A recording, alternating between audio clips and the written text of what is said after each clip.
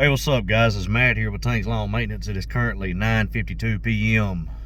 Friday evening, January the 23rd, 2026 year of our Lord. It's kind of late for a video, man, but I'm bored. Just got done watching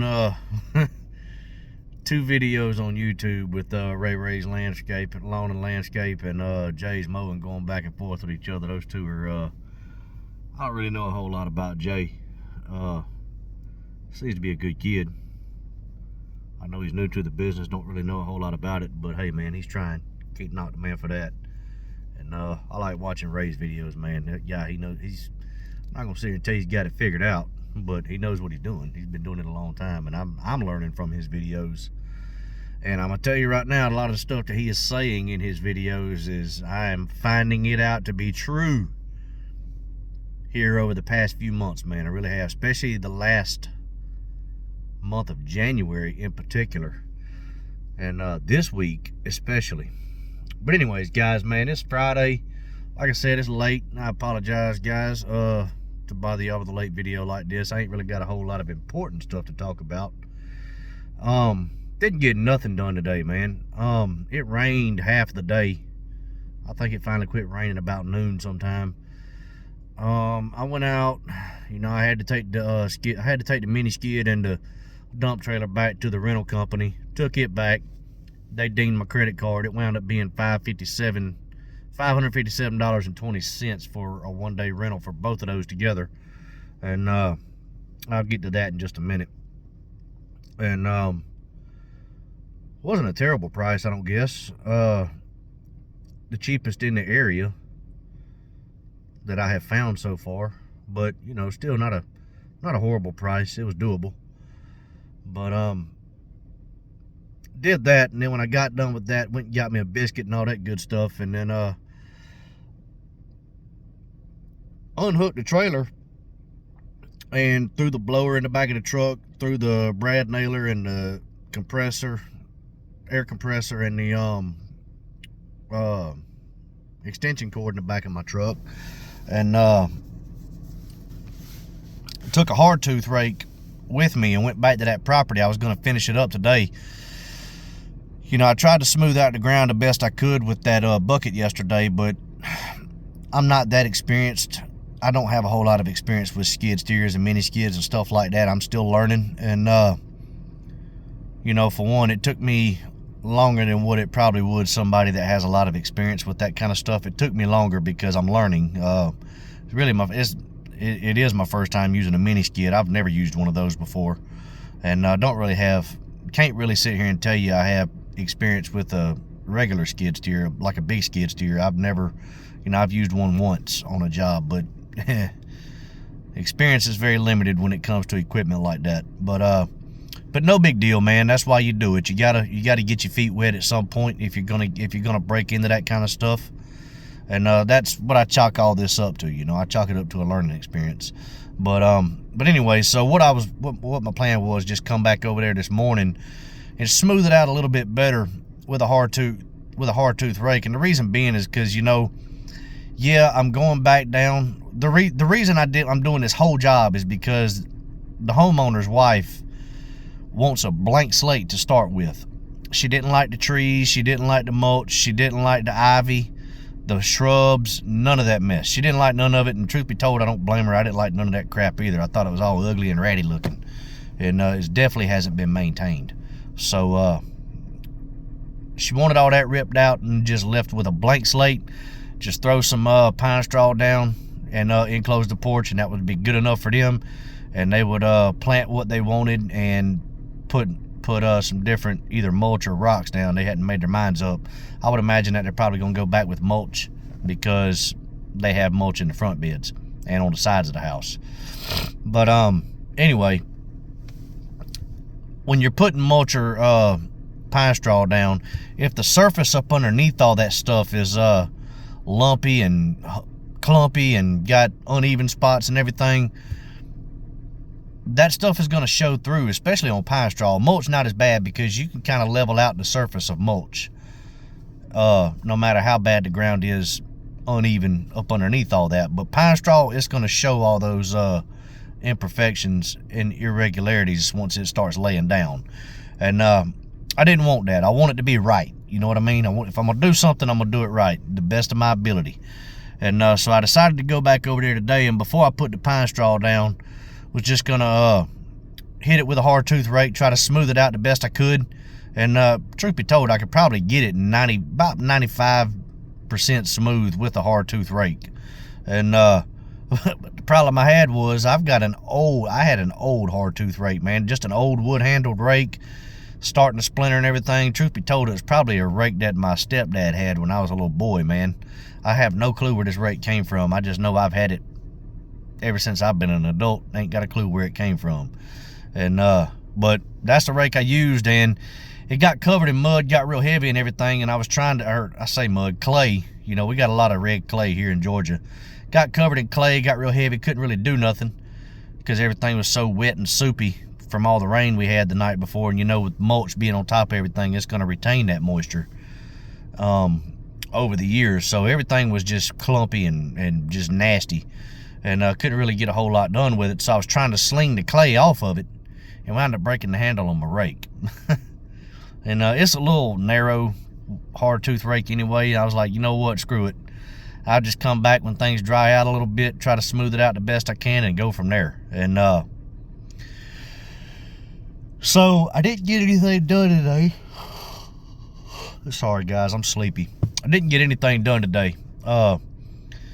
Went to Home Depot, I needed to get a new landscaping rake anyway, because I ran mine over last year with my truck. I ran the handle over and just tore it all to hell. And so I went ahead and got another landscaping rake because I'm gonna need it next week, and went ahead and got another hard tooth rake as well, and just basic hand tools, you know, stuff like that. And came on back to the house, and the only reason I went ahead and knocked that out is that way when I do decide to go back over there, I wouldn't have to go to Home Depot before I got started. And that proved to be a disaster when you do that, because I meant to go to Home Depot to get some plywood to throw down before I started running that mini skid, and I forgot to do it and tore the yard up. So, and guys, not really tore the yard up. Ain't nothing a little bit of sand and top dressing won't fix. So I'll smooth it out once the grass starts growing back again. But yeah, man, hadn't really done a whole lot. The customer, I spoke with him, told him what the update was and all that good stuff. Told him what I have done so far, and what the plan was moving forward. I did tell him about the ice storm that was coming in, so it may be the middle of the week next week before I can actually do anything. But I'm hoping for Monday or Tuesday at the latest. But we'll see, you know. I have no control over the weather. And I also told him about the yard being in bad shape after having all that equipment on the yard. He expected it. He was fine with it. And he told me, he said, that's no big deal, man. I expected that to happen whenever I called you and asked you to do the job for me. He said, my plan is to get you to come back out there and give me a quote to fix the yard back like it should be whenever things start warming up. And I wasn't expecting that. I was actually expecting to having to go out there and fix it at my own expense, not the customers, but because I'm the one that damaged it. So hey, I'm all for it. And truth be told, it probably ain't gonna be expensive. It probably ain't even gonna be $100. I mean, a load of sand clay, a yard of sand clay ain't but it's $35 a yard. So can't stop yawning. But yeah, guys, we're approaching the end of January. It's the 23rd right now. I'm ready to get this job done, guys. This job really has turned into be a nightmare. I've learned a lot on this. Just because of this job, I have learned a lot about landscaping in general. You know, got some experience with a skid steer. That's the obvious, you know. And I learned how nice it is to have a dump trailer instead of unloading everything by hand. Boy, whew.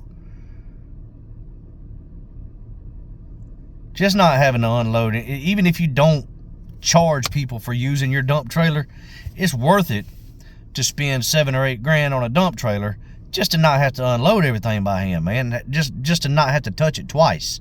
Because I don't know about y'all, man, but sometimes when I'm loading debris up on my landscaping trailer, and hauling it off, it takes me longer to unload it sometimes than what it does to load it. And so that normally turns into back-breaking work when I'm dealing with a bunch of limbs and branches and sticks and debris and stuff like that.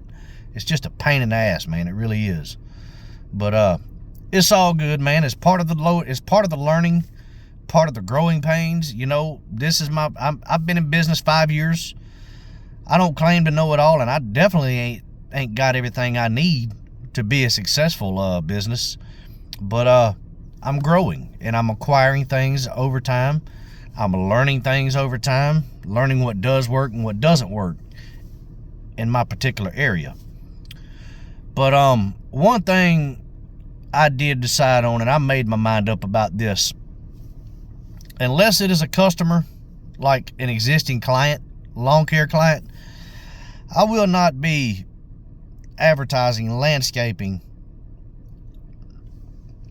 until I get the equipment needed, until I purchase the equipment needed, man, because boy, this job right here, like I said, it was a nightmare enough dealing with the getting everything marked so I didn't tear up any underground utilities, but just dealing with the rental companies, man. Got one rental company, they were supposed to email me a quote, never did. Another rental company, I found out that they wanted to do a background check, and I ain't having nobody do no hard inquiry on my credit before I rent some equipment that I'm giving back to them. You know, that to me, that's just mind blowing. Take the money up front, you know. And if I owe you any money on the back end, dot my credit card. You got my credit card on file. You don't need to check my credit. That's ridiculous. And that kind of stuff will lower your credit score, in case you were wondering. If anytime somebody does a hard inquiry on your credit, it lowers your credit. And I don't know if they do a hard inquiry or if they just go in there and look and see what your history is. I don't know. But I ain't taking no chances. I've worked too hard to get my credit where it is. But another thing, man, this company here, I heard all the horror stories on YouTube and everything about reliability and availability of equipment and all that when you're dealing with rental companies, and I'm finding out that everything you're hearing on YouTube and out on the street and everything about that kind of stuff, those horror stories are true. They're not false. They are true. And that's a nightmare. It really is, because it can potentially make you look bad. But I should have been able to get started on that job Tuesday. I didn't get started on it till Thursday. And now the job is incomplete, and it's the end of the week. And I have a job that was scheduled to get started this coming up week, and now I'm probably not going to be able to do it, man, because I'm going to have to push the stuff that I had planned for Monday. I'm going to have to push that back an extra day. And truthfully, I don't know that I'm going to be able to get all my stuff that I had scheduled for Monday done on Tuesday. So, yeah. It's liable to be Wednesday or Thursday again before I can get started on this next landscaping job. And I'm tempted to just call the lady and tell her, like, listen, I think we'd be better off holding out until March, and I hate to do that because I've already had everything marked and everything. If I need to, I'll have them do it again. But man, yeah, this job shot me in the foot. And also, I'm not making any profit on this job, guys, and that's really the reason why I want to talk about this video. That's what I want to talk about in this video. Anytime you do anything in business for the first time, you can expect to lose money, okay? I go back to the very first job that I did in my lawn and landscape business. It was a leaf cleanup. Mama Tank and I, in December, I got an email from a woman, got a Facebook message from a woman that she needed a leaf cleanup. Her property backs up to Uchi Creek, and she's got leaves galore, and it was like 3 years worth of leaf built up, hadn't been touched. You know, her husband was recovering from a heart attack, going through physical therapy and all that good stuff, and he really didn't get a chance to do the yard work and all that good stuff. The company that they had hired to take care of everything, they were just screwing them over, and they just got sick of it, fired them, went to go hire somebody else.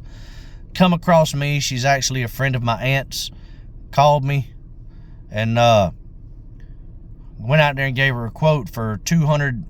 I can't remember. I want to say it was $250, either $200 or $250. I can't remember. It's been so long ago, but either way, we didn't make more than $250 on that job, and that job took us 8 hours long. All we had was a residential grade Echo PB580T backpack blower. Had that, 2 rakes, a tarp, my 10-foot trailer, and Mama Tank's Toyota 4Runner that I'm sitting in right now. I didn't have a truck. I had a 4Runner that didn't have a receiver hitch on it, so I couldn't pull a trailer with it. We pulled it with Mama Tank's car, and we went to the dump 4 different times. It took us 8 hours to complete that job, and learned a lot that day.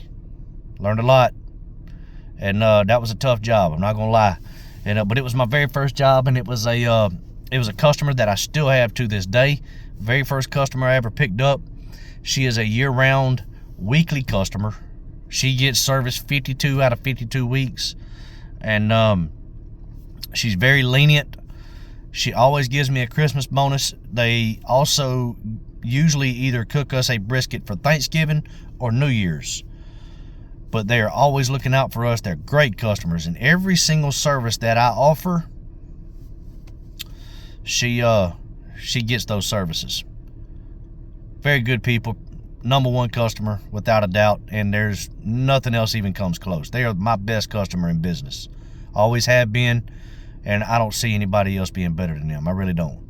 But yeah, you don't know what you don't know. So if you're wanting to get into things, you've got to get into it. And the best way to learn is to learn on the job, to get hands-on experience, to learn on the fly, learn from your mistakes, trial and error, the hard way. You know, you hear it all the time when you're a kid. Your parents get on to you because you don't take their advice. You got to do things the hard way and learn the hard way.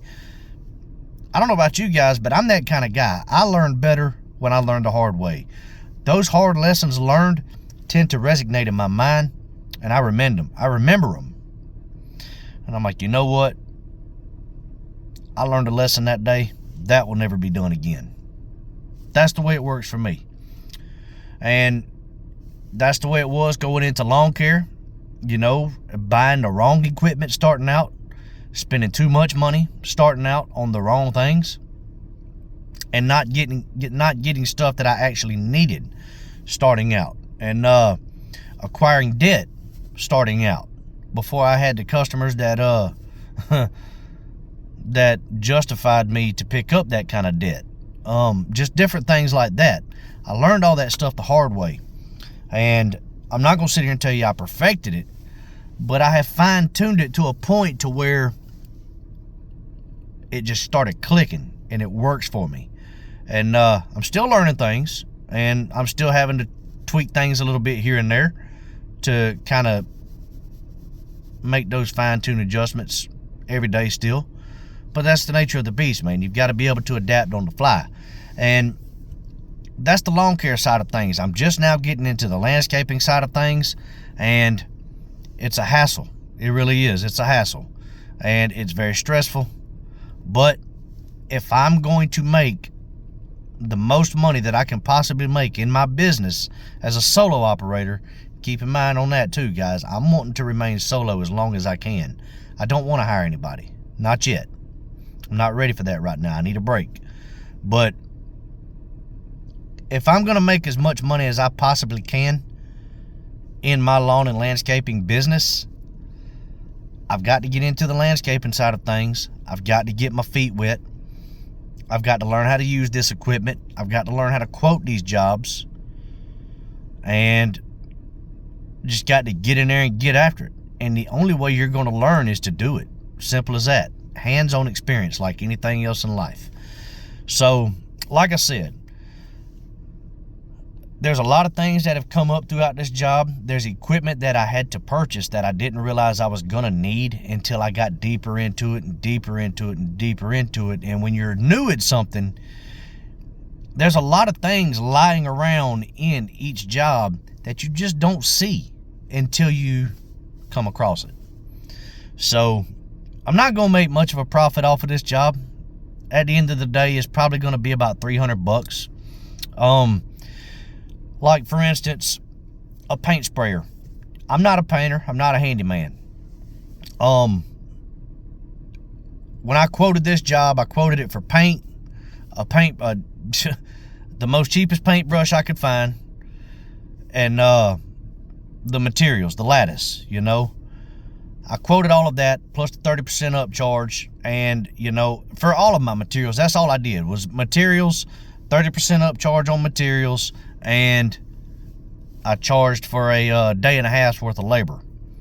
I can't remember what that came out to be, but all in all, it came out to be $1,800. $1,800 ain't enough money, man. It really ain't. I mean, it's enough money to cover everything and for me to make somewhat of a profit. But if I had an employee with me, I'd be screwed. I really would, because I'd be paying that employee out of my pocket. I wouldn't be making no profit. I'd be losing money. But yeah, you know, that paint sprayer, I didn't realize I needed a paint sprayer until I talked to someone that had experience in that line of work, that, you know, you're going to be out there forever trying to paint lattice with a paintbrush. You need to get a paint sprayer. So that's what I did. A brad nailer. I don't do woodwork, man. Never thought about a brad nailer. I was just going to use a cordless drill and screw this stuff in. And somebody told me, you know, if you try to use a cordless, if you try to drill those that lattice up, you're risking splitting the ends on that lattice and messing it up. Your best bet's going to be a brad. I actually had two people tell me my best bet was going to be a brad nailer. Shoot, man. The length of time that it was going to take me to use this equipment, I didn't factor in the fact that I've never used this kind of equipment before, and that it was probably going to take me longer than what I thought it would. I went against my old rule of thumb when quoting something when I was new to all this. You know, my rule of thumb was, my first year or two in business was to, if I come across something like a leaf cleanup, bush job, tree job, something like that, however long I think it was going to take me, add 30 minutes to it, and then add an hour for cleanup. That was my rule of thumb, and it worked. And it ensured that I didn't lose any money. I've come to realize that when you're doing this kind of stuff, account for at least until I kind of get my bearings amongst me in this side of the business, account for an extra half a day's worth of labor. Either that, or don't give a hard quote. Don't give a hard quote. Give an estimate and inform the customer that it can go up or down $500 or so. You know, a few $100s either way. That would probably be the best way. Just give them an estimate and inform them that it could go up or down a few $100s, just depending on what I run into. But if I do run into something in particular, I will run it by the customer. And a lot of companies do that. That's normal. So there ain't nothing wrong with doing that. That, and also another thing that happened too, I quoted this job back in October. The price of lattice went up almost $10 a sheet. Yeah, it went up almost $10 a sheet from the time I quoted it till the time I actually bought the materials. Yeah. And now I will say this, the gallons of paint, they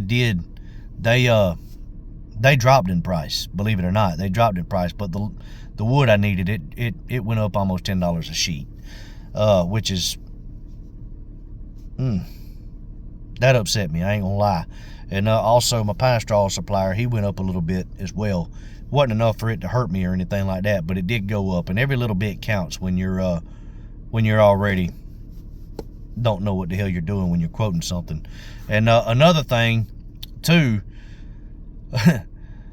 I didn't, you know, another contractor told me if I'm renting equipment, yes, it's not the customer's fault that I don't own the equipment, but if I really want to cover my bases and ensure that I don't lose any money, to charge a 20 or 30% upcharge on the equipment rental. I decided against that because of the simple fact I don't believe in upcharging equipment rentals on equipment that I should already have, like a skid steer or a dump trailer. I'm not going to upcharge that. Now, if it was something like a sod cutter or just some kind of specialty tool, something like that, yeah, I would upcharge that. You know what I mean? But because that's just the kind of stuff that most people don't have. But anyway, yeah. When I added the price of the equipment to the invoice, I only added it for a day. I should have done it for a day and a half, and also I should have added tax to it. And that would have helped me out a little better. But it is what it is. You know, like I said, instead of making $1,000 profit or an $800 profit, I'm gonna make about $300. That's what's gonna go in my pocket after this job. But there's also something else going in my pocket that I cannot put a price tag on. There's actually two other things: experience and knowledge. Okay, when you take those two things and put them together, it creates wisdom. Wisdom is a very valuable thing, not just in business, but it's a very valuable thing in life. Okay, I learned some hard lessons on this. I learned how to do things a little bit better, and I also got some experience on some equipment I've never done, that I've never used before. And I know moving forward I have a little bit extra wisdom moving forward on how it will help me quoting jobs in the future. And now I do have 2 or 3 more. I'd have to look at my doggone to-do list, but I think I've got 2 more landscaping jobs that's got to be done by the end of February.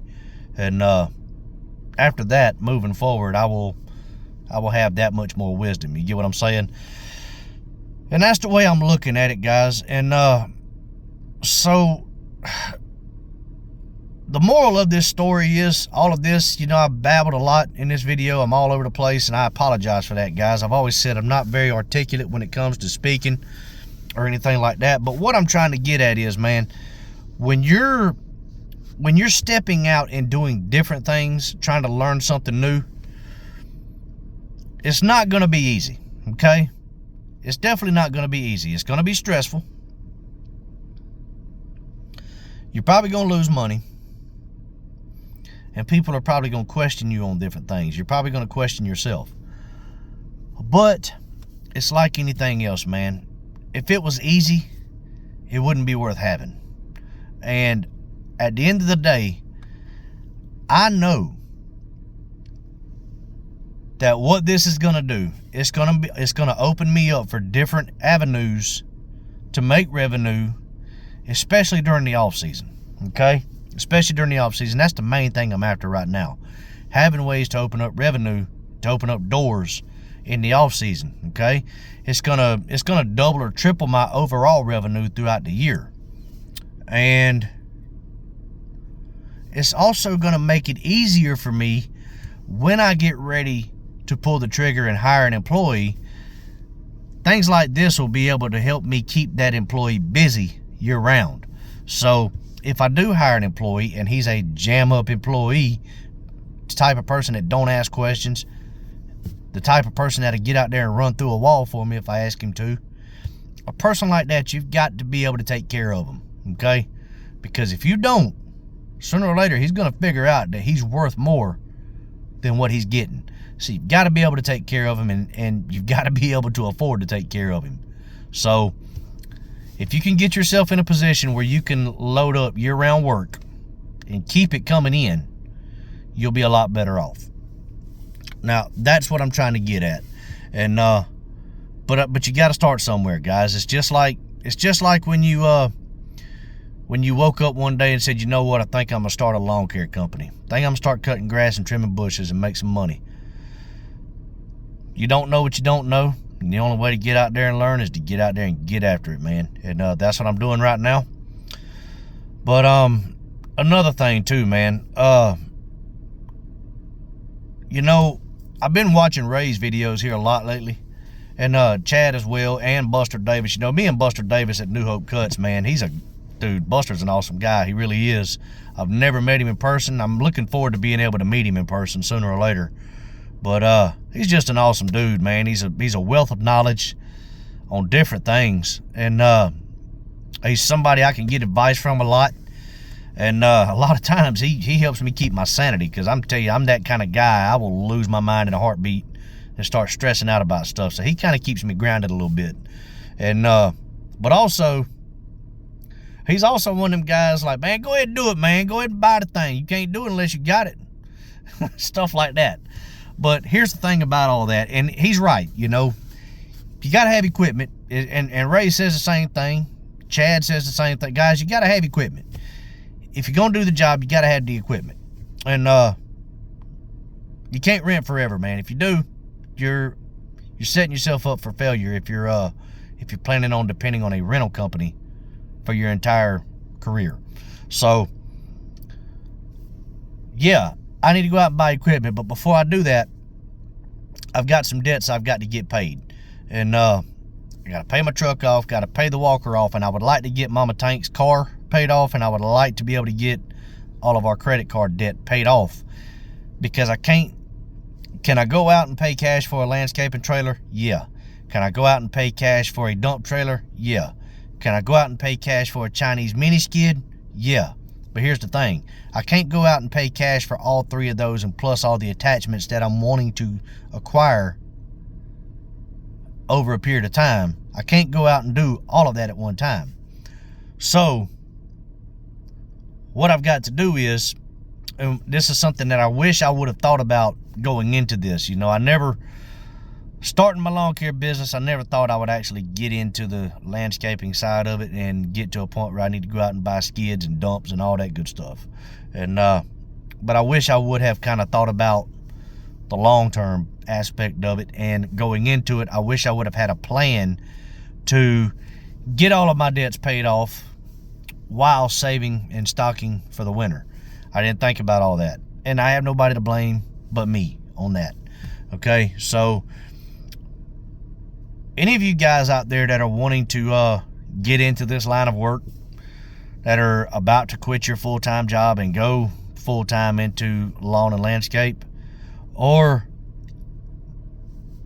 guys that just have a lot of debt built up, whether it be business debt or personal debt, guys, work on getting your debts paid down. And the reason I'm saying that is because once you get your debts paid down, you know, try to get yourself to where the only debt you have is maybe a truck and a house, you know. Then it's a lot easier for you to go out and spend $4 or $5 grand on a trailer, $4 or $5 grand on a Chinese skid, $8 grand on a dump trailer, $1,500 to $2,000 on attachments. You know, it's a lot easier to go out and drop cash on stuff like that while you're stocking up for the winter. And also, once you get your foot in the door, just like the video I put out yesterday, I mentioned it with the Bobcat dealer that I talked to. Once you get your foot in the door with that Chinese equipment, everything you make off of that, because I'm telling you, don't finance no Chinese equipment, man, because you're going to stuck with a payment for something that isn't worth it. So pay cash for that Chinese equipment, get yourself in the door, work yourself up to the real thing. Somebody left a comment on it and said that was perfect. Make you some real money, save it, come back and see me when you're ready to purchase the real thing. And that was probably the best comment I've ever seen on any of my videos. That was spot on. And but it's the truth, you know. Once you get some debts paid off, that is key, guys. You got to get out of debt. Once you get your debts paid off, your quality of life goes up, your peace of mind goes up, your stress level goes down, and financial freedom is a real thing. It just makes life so much easier, and it makes it easier to go out and make the necessary purchases when you need to do so. So keep that in mind, guys. To do the job, you've got to have access to equipment, and if you're living off of equipment rentals, that's a tough road to hoe, man. It really is. But hey, guys, I hope y'all got something out of this, and if you did, hit that like button, consider subscribing to the channel, and help me get this message out, man. Listen, about that, guys, watching these videos with Ray and Jay and all them going back and forth with each other, I don't want you guys to think that I'm trying to get famous on YouTube or anything like that. Guys, I could care less about any of that, man. I don't know what kind of monetary value YouTube brings to people. I don't know what kind of pay that is. Don't really care. I'm sure, like I said, I don't know this, so I can't really say for sure or not, but I just feel like I can get out there and make more money if I get out there and work for it than what I could if I'm sitting behind a phone screen making a video for you guys. So what I'm getting at here is, I'm not out here trying to get clicks and numbers and views and all that good stuff. I'm simply just uploading and documenting this little journey that I call my business, okay? That's all I'm doing. That way, one day I can come back and look at all this and see where I started and see where I'm at now. Maybe 10 or 15 years down the road. You get what I'm saying? That's all I'm trying to do. But in the process of all of that, I have learned quite a bit on my way. And I've also put out some advice that's just terrible. And so use your best judgment when you're listening to me when I talk. But at the same time, I have learned a lot of stuff through trial and error in some of the fires I've been through. And I'm still learning. So I have some information that can help people, especially people that are just trying to get into the business. Now, I'm not going to sit here and tell you I've been doing this for 15, 20, 30 years, nothing like that. But I've been doing this for 5 years. I've started a business. I've left my full-time job, stepped out in faith. I can tell you all about what that is like, okay? And I can tell you the tips that helped me, the tricks that helped me, and I can tell you some of the things to avoid. But like I said, I don't know everything. I'm still learning. I watch YouTube every single day trying to gain knowledge, and not trying to get clicks or views or numbers or anything like that. I don't even know how many subscribers I have, but however many it is, I'm fine with it. I'm content with it. Like I said, I ain't getting a dime from YouTube or any of these equipment manufacturers out there. I don't get a dime from anybody except for my business. So don't think that I'm out here trying to do all that, guys. I'm just simply trying to put my information out there because maybe it can help somebody. And but anyways, guys, hey, hope y'all are blessed out there. Till the next video, y'all keep cutting that grass and keep making that money. I'll let y'all. Bye.